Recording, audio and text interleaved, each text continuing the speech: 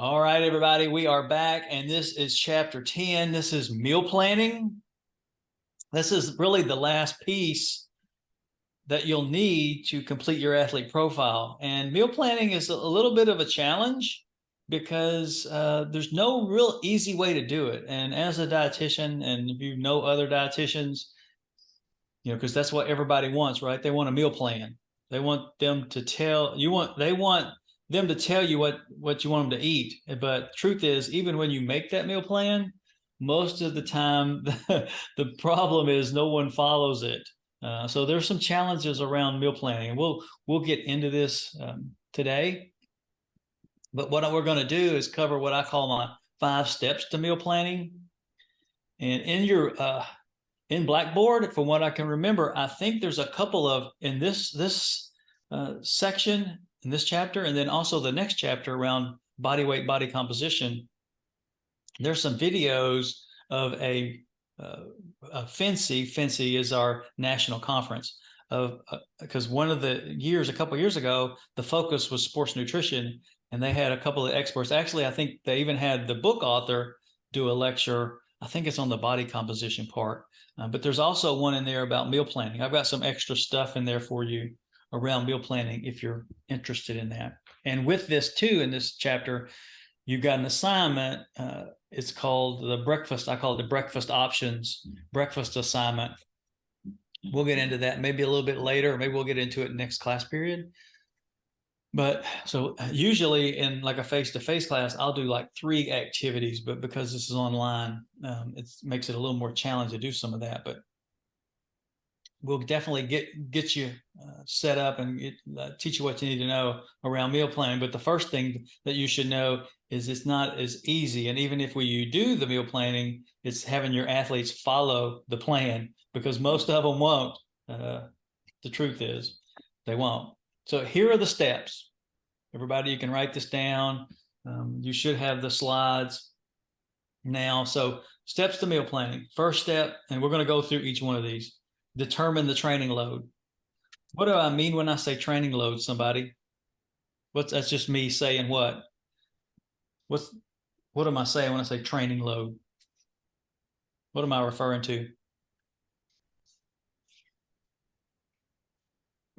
Come on now.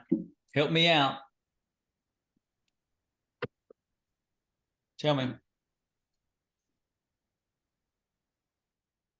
Type in the chat. Yeah, intensity of exercise. Yeah, in general, Tucker, it's just the amount. How much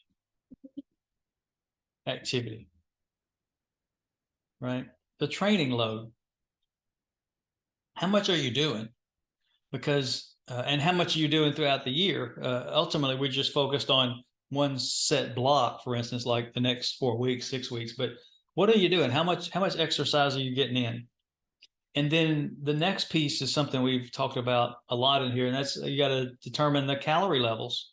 Once you know the training load and how much activity they're doing, then you can estimate how many calories they need. And then it becomes, gets down to the practical part of how much food do they need from each of the food groups, right? Because what you're seeing here is my plate where you've got the 5 different food groups. Truth is, you're probably not going to get all the groups on one plate, but they put it here. If you could get, and I'll just say this now, if you could get athletes or active folks to get 3 food groups on their plate at once, I think you'd be doing pretty well. If you could get all 5, that would be a gold star meal, but it's just challenging to do. And this is the next 2 parts of the challenging pieces. Determine how much food you need from each of the groups, and then tracking. Because essentially, think about what we're doing. You estimate their calorie needs, and then you give this plan to them, right? You give them the plan, and then you let them track and follow it and see how things go. If their goal is to, say, lose weight, then is it getting the desired result, or are they still, the weight's still not moving, right? So there's some back and forth, and you got to tweak this over time. It's not a set it and forget it type of thing. You need to have ongoing communication with them. Now, for your project, the goal is just to give them the meal plan, and you know, you don't get that back and forth to get the results, because that takes time. But that's what you end up doing. Okay. So the steps to meal plan: determine training load, estimate calorie needs, determine the foods from each group, and then you got to track it and then give them feedback. Okay. But they give you feedback and then you adjust. Okay. All right. So let's talk about this. Determine the training load basically is how much activity that they're doing.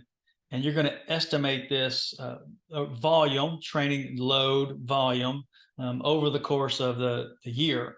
And what you're going to find is that athletes will not need, and they won't be exercising as much during certain times of the year compared to other times.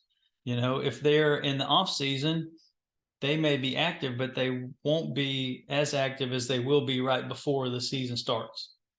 Right. So just know during these different phases, and we've talked about this before, training wise, that, you know, you have a periodization, right, model where you manipulate intensity and volume to try to prevent burnout. You try to prevent injury, you know, when you're lifting weights in the weight room, right? But for most athletes, what they don't do is they don't periodize their nutrition. There was a fellow by the name of Bob Seebahar who coined the term nutritional periodization. And it's only been like a decade or so ago that this happened. But that's that whole idea, is that with nutritional periodization, you eat to match your training cycle. So your eating matches your training, because we've all seen this, and I'm the world's worst. You know, we've trained for this big Ironman event where we're pretty much eating whatever we need and don't even think twice about it, because we're trying to, you know, we're exercising 15, 20 hours a week. But then after we do the event and then our activity slows, we still end up eating as if we're training 15 to 20 hours a week. And you can get away with that for a couple of weeks after your race or a big event. But over time, guess what's going to happen? Weight gain is going to, you know, it's going to, and some of it's okay, but most of the time, and unfortunately, my personal experience is I gain too much. And then when I decide, okay, I want to do another race, I'm starting from scratch again. It's like, oh, I got to lose that weight again. Versus if I really were to try to control that, and I'm doing better than I used to, but it's still a challenge. It's something that you need to be aware of. But that's the whole idea around nutritional periodization, is you need to eat differently throughout the year based on how much activity. And you can even go and think of it on a smaller level, in that, like, for some of you, are you going to exercise today? Let me admit some people. Are you going to exercise today? If so, great. Then you could probably afford to eat a few more calories than if you aren't exercising today. Does that make sense? So if you're not doing a big workout, then you need to back off on those calories. And sometimes that's just hard to do, because the food that we have nowadays, it tastes good, it's, you know, convenient and all the things, right? But the whole idea of nutritional periodization is that we eat differently throughout the season and the year, or whatever sport you're in, right? Like if you're a football player, you know, hey, during the off season, you need to fuel. Don't get me wrong. You need to have your calories, but you probably won't need as much as if you're in the preseason and maybe even the in season. So just know that. Same thing happens with triathlon. In the off season, you probably don't, in endurance sports, you don't need as much in the off season because you're taking it easy. But as you ramp up to that big event, there's going to be a time frame where you're going to be needing a lot of calories, more than you normally would. So trying to match that becomes the challenge, but then you estimate that load. And this is a chart from Seebahar's book, Remember I said he's the one who coined nutritional periodization. And he basically breaks the year into three parts: preparation, competition, and transition. And I always like to start with the end, transition. What is transition? What does that mean? You could think of that as the off season in a way, but it's similar basically. But when I say off season, that doesn't mean do nothing. Okay. Does not, I'm observing, it does not mean do nothing, right? In the off season, in the transition period, maybe that's a month, maybe that's a couple of months, 8 weeks or whatever it is. You're still active, but you're participating in things other than your sport, other than your main activity. If you're a football player, maybe you're going out and you're shooting some hoops a couple times a week, or maybe you're whatever you're doing. If you're a tennis player and you're wanting to take some time off, maybe I don't know, I'm making this up. Maybe you go play some pickleball a couple of times. But so you do something different. Maybe you're just going out for a walk. We do that a lot. Like when we're not training for a big race, we're still exercising. We're kind of in the off season. We might just just go out for daily walks, or maybe it's just easy runs, right? But what you're seeing Sibahar do here is he's giving you kind of recommendations for carbohydrates, proteins, and fats.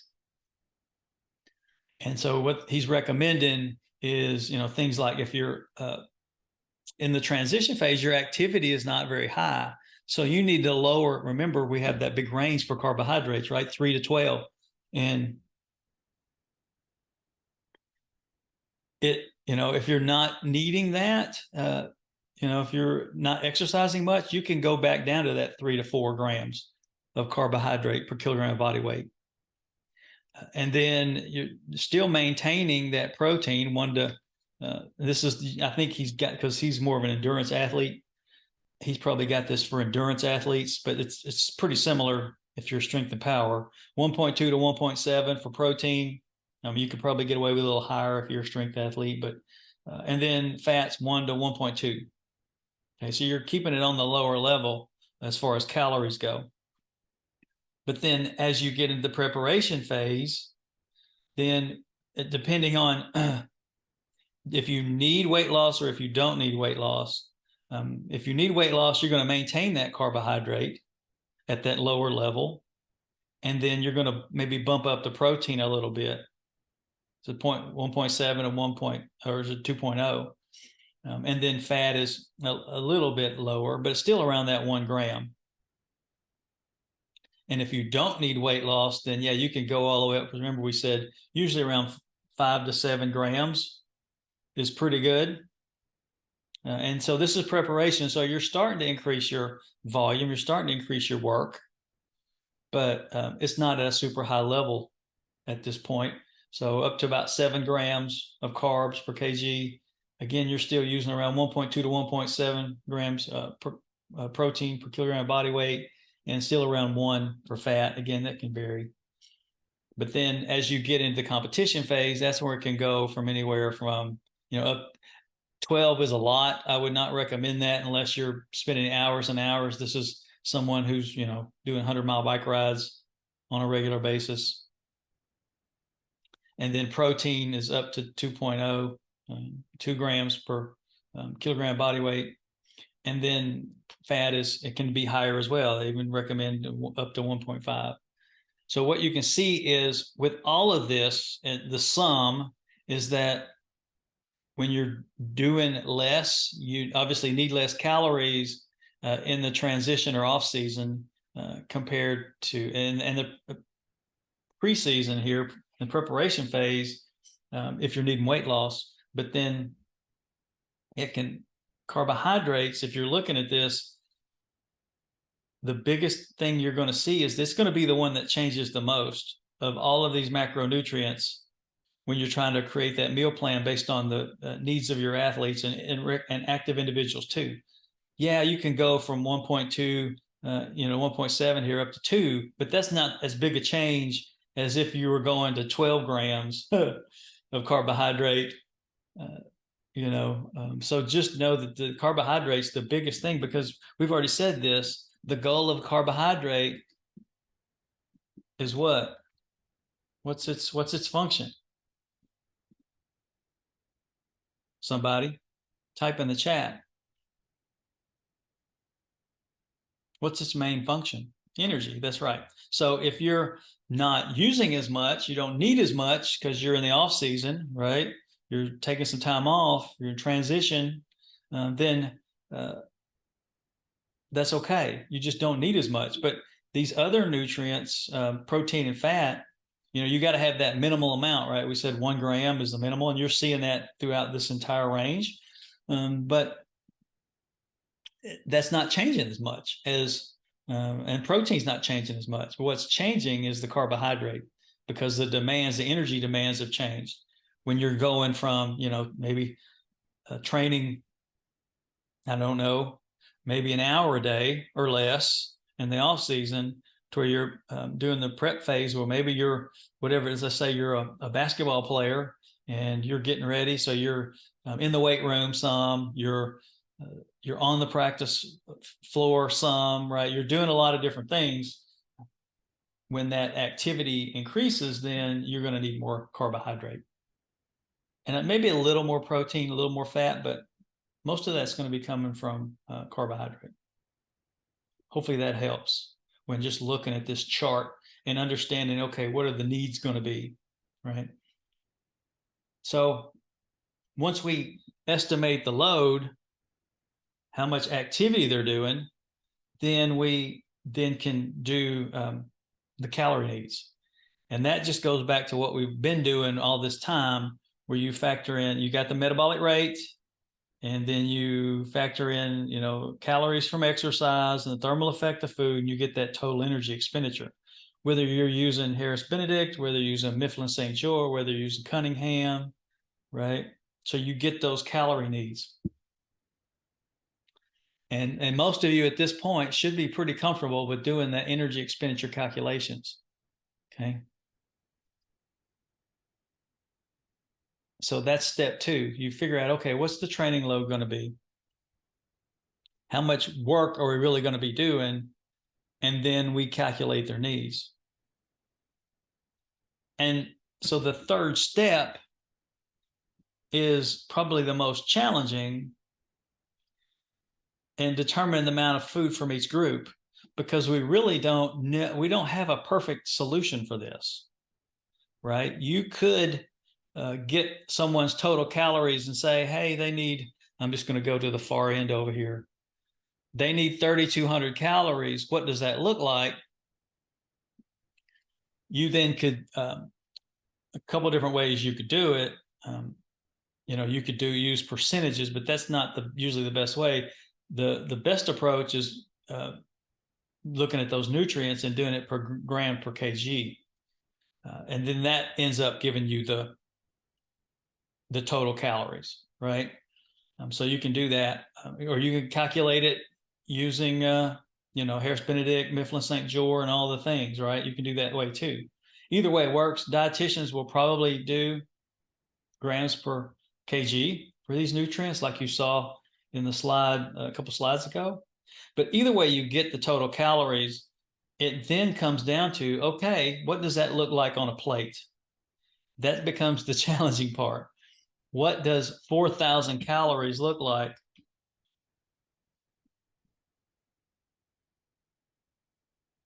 on a plate? Huh. Okay. Well, obviously you're not putting it on one plate at one time, but you get the idea. And so this is where, and I know you've all seen this. It's usually, and it may be in the back of your sports nutrition textbook too. Type in the chat if you've seen this before.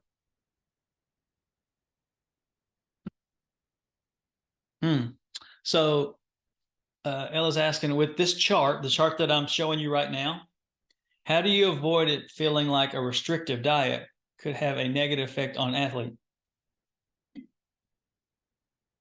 Well, with this chart, having boundaries, Ella, I think is probably a good thing. I don't know if you would, by restrictive, you're basically, you're not going to just tell athletes to eat whatever they want to whenever they want to. They really should be eating to get the most out of them. They should be eating to match their training. And what you find, and we showed this with like Michael Phelps or somebody that, he was eating, what was it, like 12,000 calories a day or something. I don't know that that's very restrictive. 12,000 calories a day. You can have a Snickers bar if you're burning 12, you're eating 12,000 calories a day. It actually frees you up. Now, what does get more restrictive per se is if you have an athlete who needs 1,200 calories, then you have a tighter window. It's a good question. You have a tighter window to get all the nutrients, right? Versus if you need more calories, then yeah, there's a bigger play in that. Just with a discretionary calories, right? You have more discretionary calories, and you could have a Snickers bar or a ice cream cone or something like that. But as you get down to say 1,000 calories, or like I said, 1,200, and this is the best way that we have to kind of know, okay, what does this look like on a plate? But if you're looking at this chart, this is the chart that's in all the textbooks, right? What's the problem for athletes?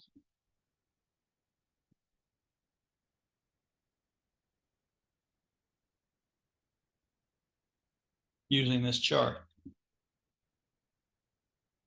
So you see the chart in front of you. What's the challenge around this, or something you find that may be a problem? Help me out. I'm going to get you to try to think outside the box here for a second, because this isn't obvious until you. Anybody? Based on what we talked about with athletes, and even what I just typed above? What's wrong with this chart?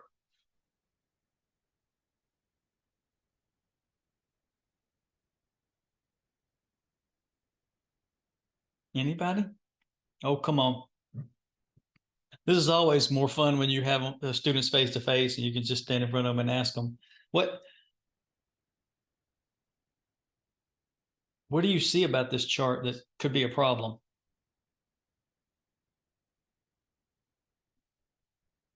Think about it. Thank you, Dolores. Yes, you got it. So if you look, how far does this go? How many calories?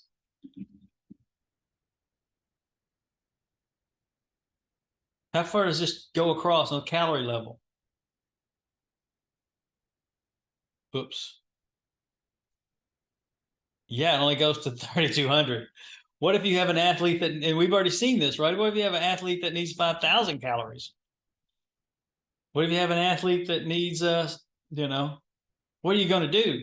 What if you have an athlete that needs 4,000 calories? Because right now, what this tells you is if your athlete needs 2,000 calories, then that's 2 cups of fruit, 2.5 cups of veggies, 6 ounces of grains, 5 ounces of meat, beans. And again, we're just trying to have this balanced plate, right? 3 cups of dairy, milk. You got some fat in there. You got some discretionary calories, yay. But what happens, and we'll take this because that's what we just typed in. What if you have an athlete that needs 4,000 calories? What do you do? What would you do? How about that? What would you do? You could work out the equivalence. Thank you, Darius. Yes. Um, what would you do? How could you adjust? Keep it simple. Don't overthink it. Yeah, that's it. Hey, okay. You just double it. You double it. So if you want 4,000 calories, right, then you would say that's about 4 cups of fruits. That's 6 cup. I'm sorry, yeah, 4 cups of fruit, 5 cups of veggies, 12 ounces of grains, 11 ounces or so of meat, beans, 6 cups of milk, which that seems like a lot, but if you've got somebody that's big enough, an athlete that's doing 4,000 calories, then 6 cups of dairy or servings, right, of dairy, not that much. And then you got your oil, and then you got your discretionary calories too. So that's right. That's what you would do is you would double this. I mean, that's really kind of the best we have. See, that's the thing, right? It's all coming. You think it's all cool that we can do these calculations to estimate what an athlete would need, but it's the practical part that's the most challenging is to put this on a plate and have the athlete eat it. And that's why there needs to be this constant back and forth to see what's, how things are going. And the same thing happens like for these university, like some of these sports nutrition programs that you have at some of these big universities and even professionals, that's what they'll do. They'll work with dietitians and an athlete in a university setting. They basically have these cafeterias where they give them kind of loose guidelines on what they should be eating, right? And so that's especially if they're working with specific athletes to try to maybe increase lean muscle mass, or maybe they're trying to lose weight or whatever it may be. But that's the best we have. So then you determine the amount of food from each group, and then you track it. And you can do the old school tracking, like I had a picture of this, where you're tracking by just writing it down. And again, when you do that, it makes it a little more difficult because you can't write down and track everything. But here, for instance, say they put run. I guess maybe they ran 56 minutes, burned 600 calories. They're just writing this down. This was in like February, weighed 148 pounds. But then they're tracking calories and they're tracking their protein. And so if you go down, they're writing down everything they did best they can. And here's what the things you don't see, and this becomes a challenge, is they've got coffee with milk, but they don't say how much milk, but then they just say 100 calories. So they may be accurate. That's another piece too of the tracking that becomes hard, is they've got to have a general idea of what servings are and how much they're getting in. Like cheese, they have no idea. 50 calories for cheese, how much, right? An ounce of cheese is going to be way more than 50 calories. Egg McMuffin, maybe that's close. See, sometimes you can look on the label, sometimes you can't. Like here's our oatmeal, have no idea how much. That's probably pretty close though. Maybe that's one little packet. But if they had 2 packets, then that's not accurate. Nuts, smoothie. I don't know that I've ever had a smoothie that only was 100 calories. So you can see where you can get in trouble. But so you get down here, and they said their goal was 1,500 calories. And the way they've tracked it, they ended up with 1,423 and 97 grams of protein. Okay. But that's what you do. You get better over time. Because if I go back to this last slide, what you've got to do with your nutrition education with these folks is to because what is a serving of fruit? And I don't know if I had this in this slideshow. Sometimes I've probably hidden them, but What is a serving of fruit? Usually, somebody type it in. And even I have a harder time with this too. We're just trying to remember.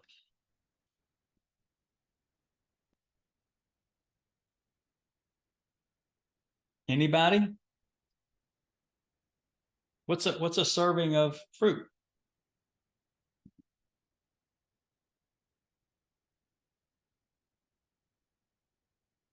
Yeah, I know it becomes hard, doesn't it? But usually, what they say is it's like a half a cup.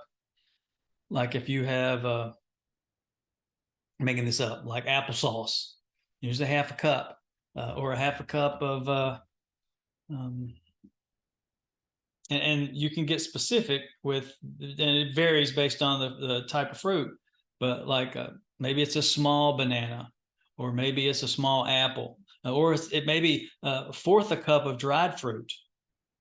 So if the fruit is dried, obviously it's more concentrated, so you need less of it. But usually it's somewhere around a half a cup, um,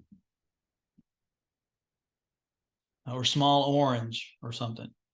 Okay, so that's a better way to describe it. You got to put it in, and the same thing with vegetables, right? Vegetables, half a cup is usually what the serving size is.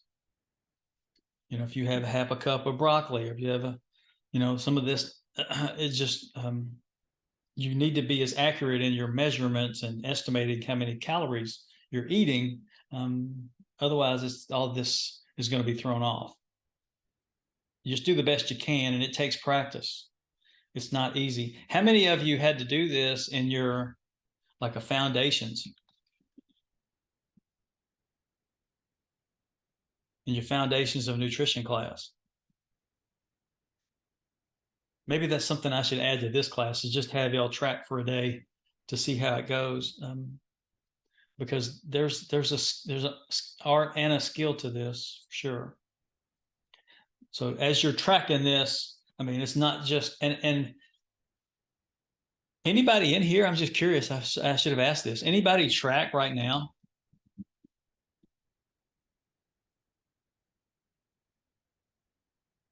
Okay.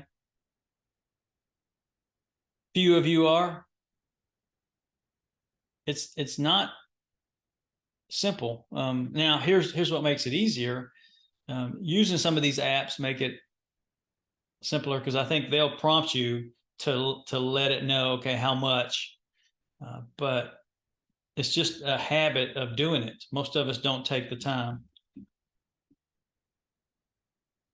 Most of us don't take the time.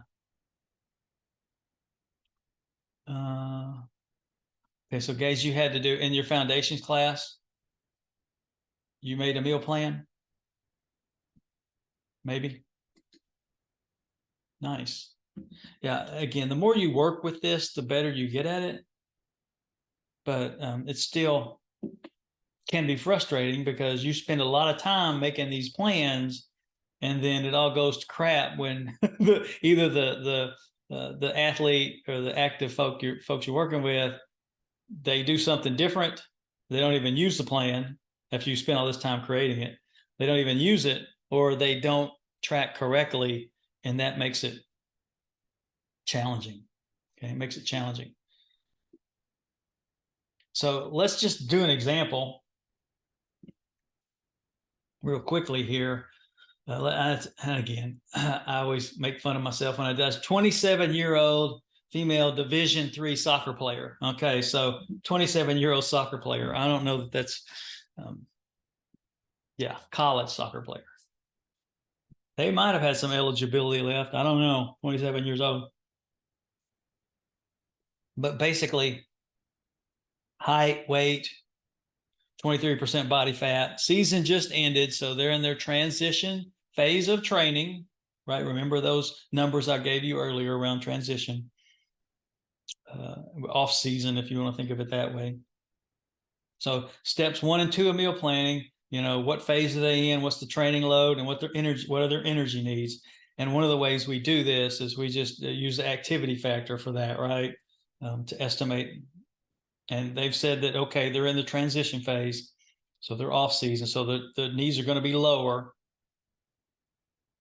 So you do Cunningham and Harris Benedict for the metabolic rate, come up to between 1950 and 1850. So if you say 1800 to 2000, that's probably going to be close enough. And what I did is I didn't even do an activity factor with this because I just wanted to keep it simple. I did the thermal effect of food, and I just added, let's say we're burning 300 calories through exercise. I just put in the number there. You could have used an activity factor. Maybe that would have been 1.2 or something. But bottom line is, this is the metabolic rate. And if you were to use what the numbers that Siebeharb gave for transition and use 4 grams of carbs per kilogram of body weight, protein at 1.5 grams, and fat at 1, that would have come up to be about 1,800 calories. So you can see it's all pretty close, right? You got to come up with a starting point here. It's all going to be pretty close. And then if you actually took the exercise piece off of this and you subtracted 300, that's going to be about 1,700. So there's a range here, okay? But you just have to have a starting point.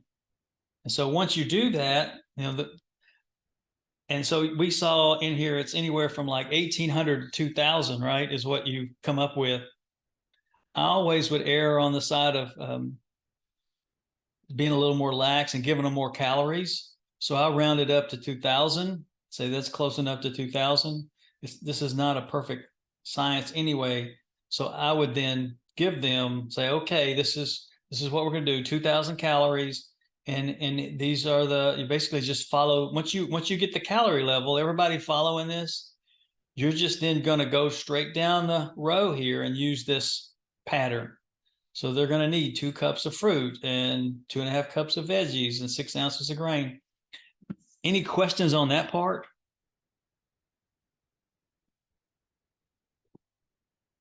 Any questions on that?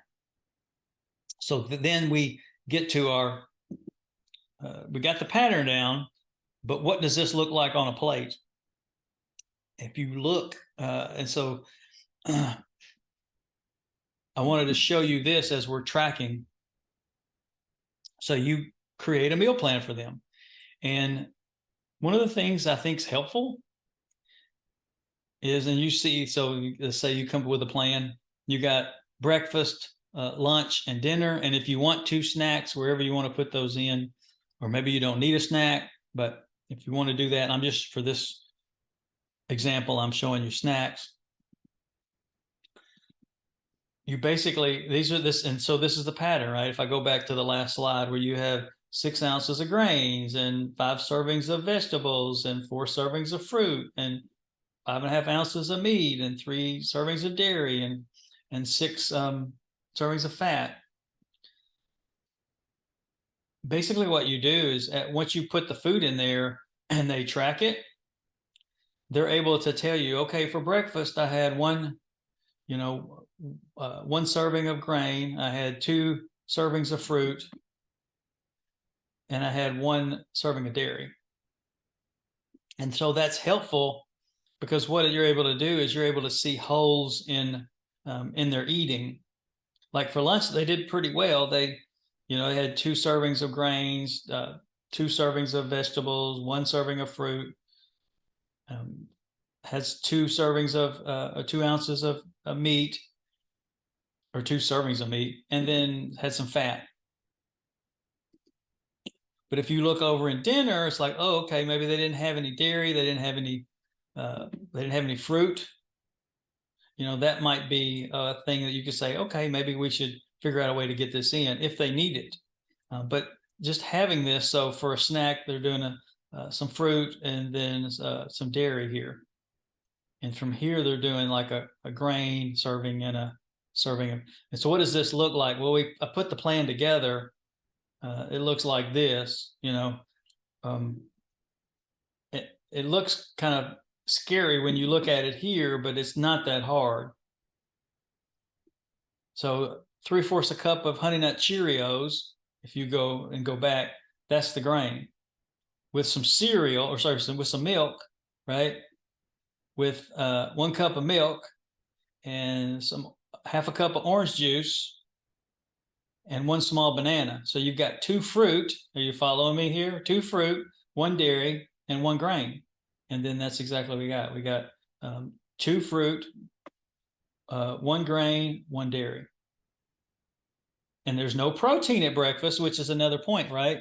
You could see the hole here and you're like, oh, okay, maybe we should figure out some kind of way to get some kind of protein, because the dairy is going to have a little, but it's not going to have a lot. The grain's not going to have much either, right? And again, this is 2,000 calories. And so for athletes, this is really kind of not much, to be honest. But just for the illustration, just to show you how this would work. So you got the grain, you got the 2 fruit, you got the 1 dairy. And then when you get to lunch, again, obviously you're going to be, and dinner, you're going to be having more food. Then you're going through and you're like, okay, there are 2 servings of grains, right? You got your protein meat servings. You got half a cup of grapes, half a cup of carrots, half a cup of cucumbers, right? So you got your a fruit and 2 veggies. If you go back, so you got 1 fruit, you got 2 veggies, you got your slices of whole wheat bread, you got your servings of meat, and then you got a fat in here with that probably fattier meat. Okay. Oops, wrong way. Everybody tracking with what we're doing. And then so for the snacks, 1 small apple. And so this, what you might do is you create the meal plan, and then as they're tracking, you give them a sheet that looks like this, and then they're able to just track it. Or like now with computers, obviously with the, whether it's MyFitnessPal or Lose It or any of these apps, they're probably a lot more out there now. Anybody else use something besides those 2? I'm curious. Lose It or MyFitnessPal or any of those? You use something different? Maybe there's stuff out there. Probably is stuff I haven't heard of. And part of this, though, is just knowing how to use the app well and the software. Anybody really good with MyFitnessPal?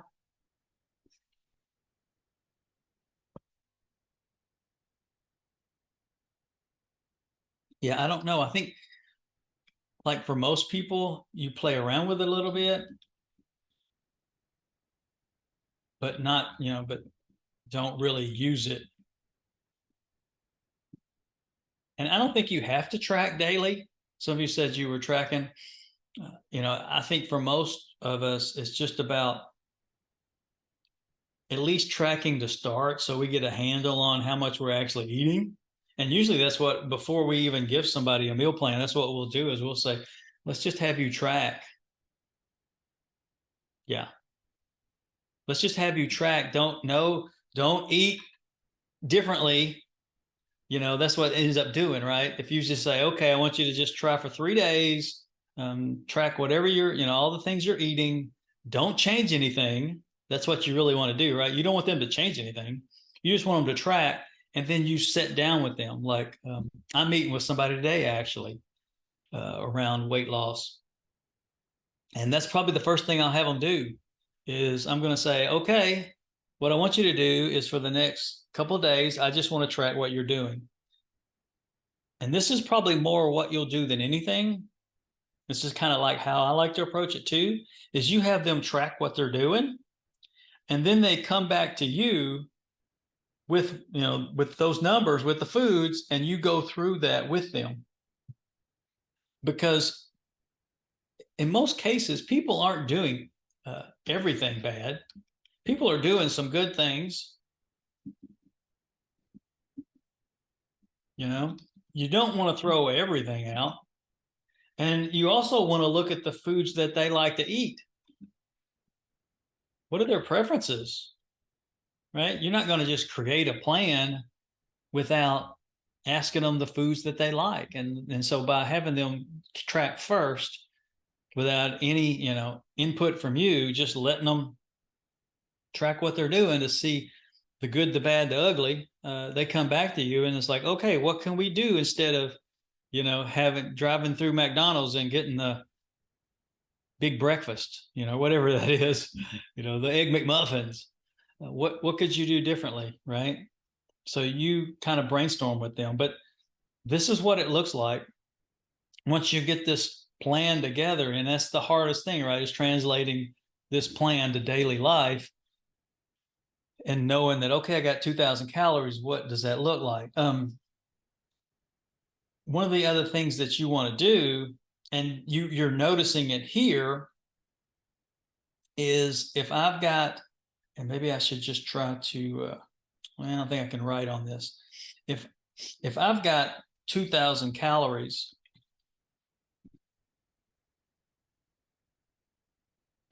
I don't want to eat. If I got 2,000 calories, I don't want to eat 1,000 calories for lunch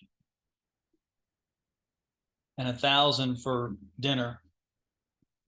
Does that make sense? You want them evenly, as best you can, spread evenly. I'll do it that way, spread evenly throughout the day. So you want them spread evenly. So that might mean it's usually what we call a fourth for breakfast, a fourth for the fourth for lunch. I'm trying to write this in. A fourth for dinner, and then a fourth for snacks. Does that make sense? So if it's 500 calories, you'd have a 500 calorie breakfast, a 500 calorie lunch, and it doesn't have to be perfect, but you get the idea. A 500 calorie dinner, and then if you had snacks, you do 500 calorie snack, and that could be 250 calories a piece if you have two. Everybody following that? Type in the chat, let me know, give me a funny emoji, whatever you want to do. Let me know that you're following that. That's pretty big. That this is how you want to try to approach it. You can't, and that's the thing too, when you're looking, when you have somebody track what they're doing, and you give them a form, or they do it on MyFitnessPal and they share it with you, it's gonna, and you want to also tell them to track the times that they're eating, and how much, the frequency. Are they eating 7 times a day, or are they eating once a day? Right? Because if whatever they're coming to you with is not working, we got to figure something else out. Maybe they're eating 1 time a day and they need to be eating more like 3 times a day. Or maybe they're eating like we tell people to do, right? Eat 6 times a day. And that's not working. They can't lose any weight eating 6 times a day. So we need to back that off. But then we need to also look at the calories and see, are they evenly distributed throughout the day? So if there's just so many little things that you could tweak, and then what's the quality of that food, right? Are they going to McDonald's, or are they eating a Tombstone pizza, right? For lunch and dinner? Then, are they eating like me? When I was young, y'all's age probably, I wasn't a very good cook, so I would just make a pot of spaghetti, right? I don't think I spelled this right, but pot of spaghetti. Is that right? And add some ragu. They spell ragu, and that's what I would do. And with some Texas toast, carb overload. So part of that too is okay. So when you talk about quality, it's like as I mentioned before, do you, and I'll just stop sharing at this point. Let's just do that. Do you, how many food groups do you have on your plate at one time? if you could get them to do 3, that would be great. Like when I had my spaghetti with ragu and my Texas toast, what did I have? I have grains in my spaghetti. I had or pasta. I got grains in my Texas toast and ragu. I don't even know if you count that. Anybody count that as a fruit? Would that be a vegetable? Right? Yeah. So quality was not there for sure. But that might be what you do. And sometimes people think that they're doing well when they actually aren't. Like I said, I was working with a fellow who he was really overweight and he thought he was doing better because instead of stopping by McDonald's and getting, 5 egg McMuffins, he was drinking orange juice and he was telling me about drinking orange juice. And have I mentioned this before? Like he was drinking a gallon of OJ on the way to work. This guy was about 400 pounds, but he had a big gallon jug of orange juice and he was drinking the whole thing for breakfast.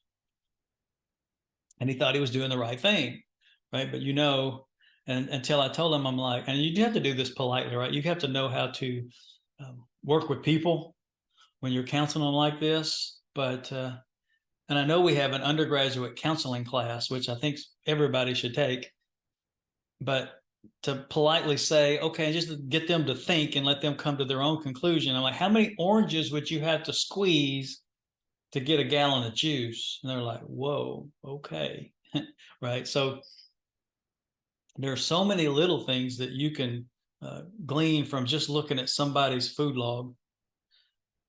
So that's kind of the progression. Are the calories evenly distributed? How frequently are they eating? Right? What's the quality look like?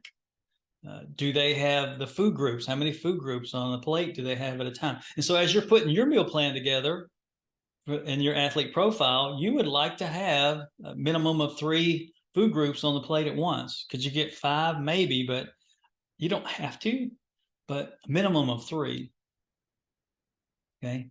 And when you start, and I haven't talked about this, we'll just spend just another minute and then we'll call it for today. But anybody want to take a shot at what's the first thing you want to put on your plate? Let's say first food group on. Think about.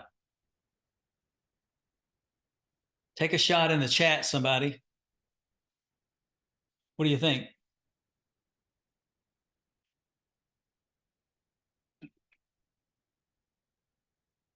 Okay, vegetables, carbohydrates. I love that you're playing along. Especially if you're working with athletes. Maybe I should have started with that. Yes, it's true. Most athletes don't get enough vegetables. Vincent, carbohydrates, I understand why you might say that because carbohydrates, you need that energy. Yeah, Tucker got it. Protein is usually the first question I ask. Where is your protein source, or what is your protein source?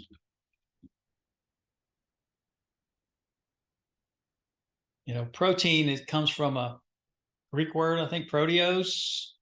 Basically, just means come to be first. I always, because we as athletes we need protein, and for active adults too, right? And just regular individuals that even said it there, you need protein. Protein does a lot of different things. Number one, it's going to fill us up along with the fat, but everybody's scared of fat. So protein is a good, and for me, the fattier protein sources are fine. Like you have your hamburger, maybe you have some pork, but you need that protein on your plate first. And then you're right. Then you would think of vegetables next, probably carbs next, and make sure you got some healthy fat in there too, right? So protein, veggies, healthy fat, and carbs. most of the time we don't have any trouble getting those grains on the plate. And veggies are going to have some, obviously, carbs in them too. They're mainly carbohydrates. When I'm helping people with weight loss, though, we really focus on the non-starchy vegetables. Right. But again, it depends on who you're working with, what their goals are. But that's kind of the progression I would use is I'd start with the protein. What are you doing? How much? Where's it coming from? And it could be on a sandwich, it could be on a burger, or it could be part of a barbecue sandwich that you buy, somewhere. Or it could just be by itself. Or it could be, if you're vegetarian, it could be coming from the meat, coming from the beans. So you got to, talk to the individual so you can help them the best way possible. All right. Any questions? So today we went through the 4 steps of meal planning. We talked about some of the challenges around meal planning. We, even towards the end here, we talked about some of the important kind of tweaks that you can do with people and things to look for, right? Everything from the quality to how they're distributed to food groups on the plate, and so now we just finished up with, if I was working with somebody and I do this, is I ask them first, okay, what's your protein source? Or I look for that protein source, or if you're reviewing somebody's food log, you can look at that and then just say, okay, is there anything here you see you think you might be missing? Because this is a little counseling tip, is that when you're trying to help somebody, it's one thing, and we do this because we're have what they call curse of knowledge. And we try to tell people everything about all the things, but the biggest light bulb they're going to get, the light bulb moment, is when they come to that realization themselves. So if you can lead them there, then it's going to have a bigger impact than if you were just to tell them. If that makes sense. You want them to come up with that realization. Oh, I might feel better if I don't smoke. Yeah, you would, right? But you don't want to tell them, don't smoke, it's so bad for you.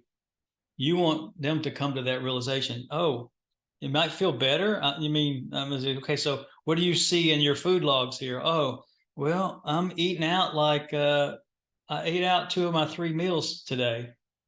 Well, you might feel better if you actually cooked at home, right?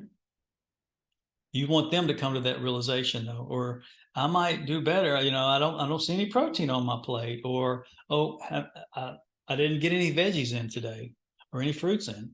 So again, it takes time. It takes practice and experience to really working with people. This is the only way to get this experience and get to improve. And you're not looking for perfection, because there isn't any. You're just looking for improvements over time that you're able to help people. And I think too often we try to do too much.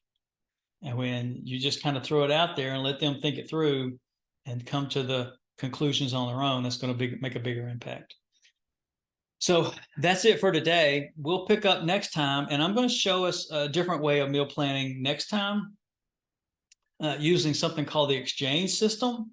So it's in Blackboard, and I'll probably try to, now that I know I can attach it here, I can attach it in the Zoom too, but you'll see it. And so download some of this, and I'll have this to show as we go through using the exchange system. It's usually, it was originated for diabetics, but we can use it for meal planning as well. But again, like with all these methods, there's no perfect method, but I wanted to show you that next time. All right. Everybody doing good? Thumbs up. I will, when this recording renders, I'll put it in your live recordings section, and we'll see you next time. And I'll make sure that all the slides are in Blackboard as well, as I know I just uploaded them here. All right, y'all. Take care, and we'll talk to you on Thursday. Bye.